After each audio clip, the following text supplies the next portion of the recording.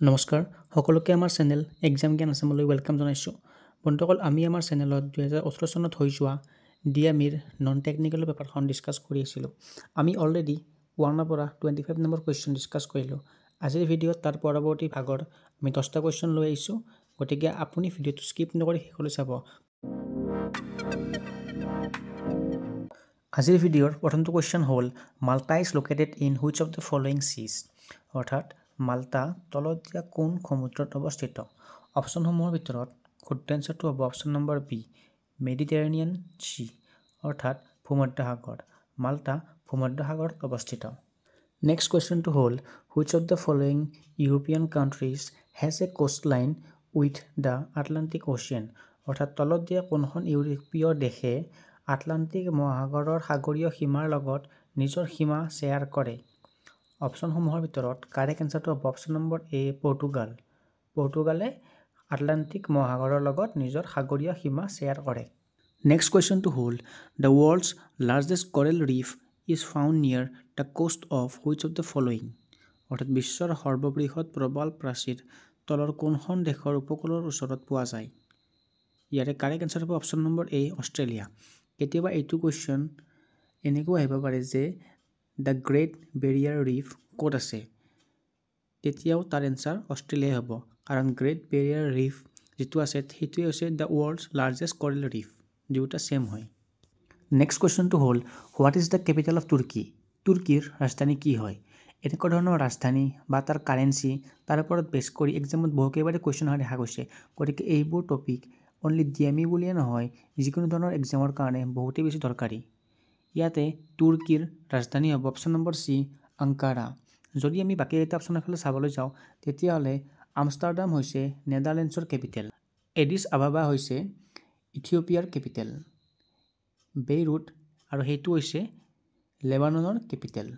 Next কুৱেশ্যনটো হ'ল what is the currency of Thailand, থাইলেণ্ডৰ মুদ্ৰা কি হয়। আমি জাষ্ট কৈয়ে উঠিছোঁ যে কাৰেঞ্চিৰ ওপৰত কুৱেশ্যন অহা দেখা যায়। ইয়াতে থাইলেণ্ডৰ কাৰেঞ্চি হ'ব অপশ্যন নম্বৰ ডি, বাট।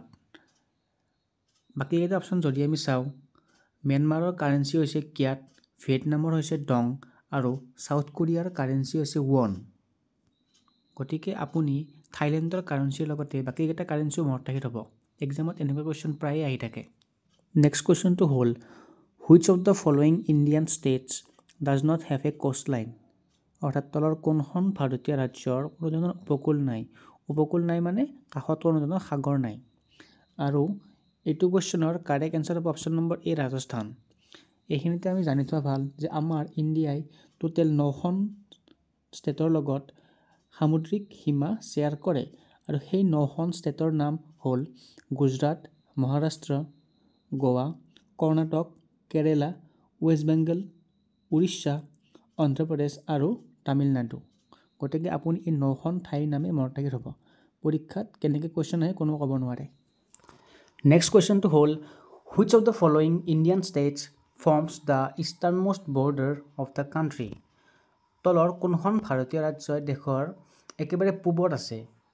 যদি আমাৰ ভাৰতৰ মেপখন চাওঁ একেবাৰে পূবত কোনখন আছে সেইটো সুধিছে, আৰু ইয়াৰে কাৰেক্ট এনচাৰ হ'ব option number B, Arunachal Pradesh.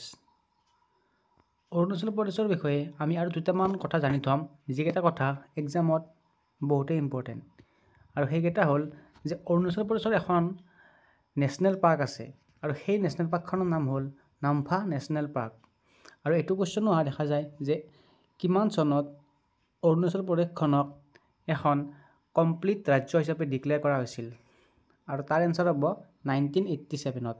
1987ত Arunachal প্ৰদেশক এখন কমপ্লিট ৰাজ্য হিচাপে ডিক্লেয়াৰ কৰা হৈছিল। নেক্সট কুৱেশ্যনটো এটা খুবেই ইম্পৰ্টেণ্ট কুৱেশ্যন, আৰু কুৱেশ্যনটোত সুধিছে যে which of the following rivers flows from east to west, মানে ইষ্টৰ পৰা ৱেষ্টলৈকে যোৱা নদী ইয়াতে কোনখন হয়। আৰু এইটো কুৱেশ্যন কৰাৰ আগতে আমি অলপমান ভালকৈ কুৱেশ্যনটো বুজিবলৈ চেষ্টা কৰিম। আৰু কুৱেশ্যনটো বুজিবৰ কাৰণে মই আমাৰ ইণ্ডিয়াৰ মেপখন ইয়াত আঁকিব লাগিব। মই অলপমান আঁকিবলৈ চেষ্টা কৰিম। এইখন যদি আমাৰ ইণ্ডিয়াৰ মেপ হয়, মেপখন আঁকাত বাৰু ইমান এটা ভাল হোৱা নাই, ভাল নহয় এনেকৈ মোবাইলত। ইয়াৰে কি হ'ব, এইটো হ'ল ইষ্ট ডিৰেকশ্যন, এইটো হ'ল ৱেষ্ট, ওপৰত থাকে নৰ্থ আৰু তলত থাকে চাউথ, ঠিক আছে। আৰু এইটো হ'ল এ মানে কি, আৰবিয়ান চি, আৰু এইটো হ'ল বি। বি মানে কি? Bay of Bengal. আৰু আমি জানো যে ইণ্ডিয়াৰ বেছিভাগ ৰিভাৰেই ইষ্ট ফ্ল'য়িং হয়। ইষ্ট ফ্ল'য়িং মানে কি? সেই নদীবিলাক গৈ এইটো Bay of Bengal, B for Bay of Bengal, Bay of বেংগলত পৰে। এইটো বে অফ বেংগল হয়। আৰু ইয়াত যিটো কাৰেক্ট এনচাৰ সেইটো হ'ব অপশ্যন নম্বৰ এ, নৰ্মদা। ঠিক আছে, নৰ্মদা নদীটো কি হয়? নৰ্মদা নদীটো ৱেষ্ট ফ্ল'য়িং হয়। নৰ্মদা নদী ৱেষ্ট ফ্ল'য়িং হয়। ৱেষ্ট ফ্ল'য়িং হ'লে ক'ত পৰিব? এত পৰিব। এই মানে কি? Arabian C. যদি আমি ইণ্ডিয়াৰ নদীবিলাকৰ বিষয়ে ভালদৰে চাবলৈ যাওঁ, মই জাষ্ট কৈয়ে উঠিছোঁ যে আমাৰ বেছিভাগ নদী হ'ল ইষ্ট ফ্ল'য়িং। গতিকে আমি ৱেষ্ট ফ্ল'য়িং নদীকেইখন যদি মনত ৰাখোঁ, ইষ্ট ফ্ল'য়িং নদীকেইখন মনত ৰখাটো আমাৰ কাৰণে বহুতেই ইজি হৈ যাব। আমাৰ মেইন যিকেইটা ইম্পৰ্টেণ্ট ৱেষ্ট ফ্ল'য়িং ৰিভাৰ হয় সেইকেইটা হৈছে সাবৰমতী, মাহী নদী, নৰ্মদা আৰু তাপ্তি। এইকেইটা এই চাৰিটা নদী মনত ৰাখিলে হৈ গ'ল। এইকেইটা হৈছে কি? West flowing river. নেক্সট কুৱেশ্যনটো হ'ল, under which article of the constitution is the president's rule promulgated in any state in India? ভাৰতত কোন ধাৰাৰ অধীনত ৰাষ্ট্ৰপতি শাসন জাৰি কৰা হয়? অপশ্যনকেইটা যদি আমি ভালকৈ চাওঁ, তাৰ ভিতৰত কাৰেক্ট এনচাৰ হ'ব অপশ্যন নম্বৰ বি, আৰ্টিকেল 356। ইয়াতে যদি আমি বাকীকেইটা আৰ্টিকেল চাব যাওঁ, তেতিয়াহ'লে ইয়াতে থকা আৰ্টিকেল 352 হৈছে নেশ্যনেল ইমাৰ্জেঞ্চি। আৰ্টিকেল 352 হৈছে নেশ্যনেল ইমাৰ্জেঞ্চি। ইয়াৰে আৰ্টিকেল 362 হৈছে, আৰ্টিকেল 360 হ'ব ফাইনেন্সিয়েল ইমাৰ্জেঞ্চি।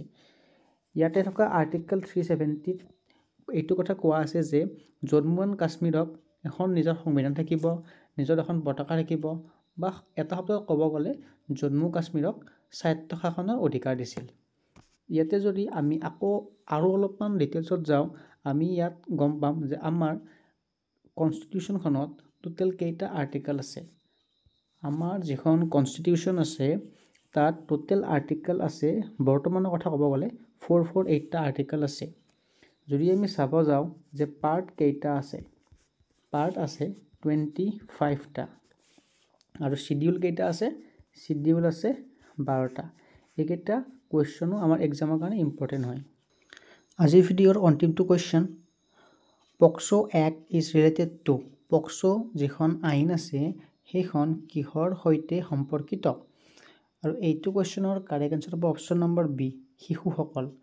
পক্সো এক্টখন শিশুসকলৰ লগত ৰিলেটেড।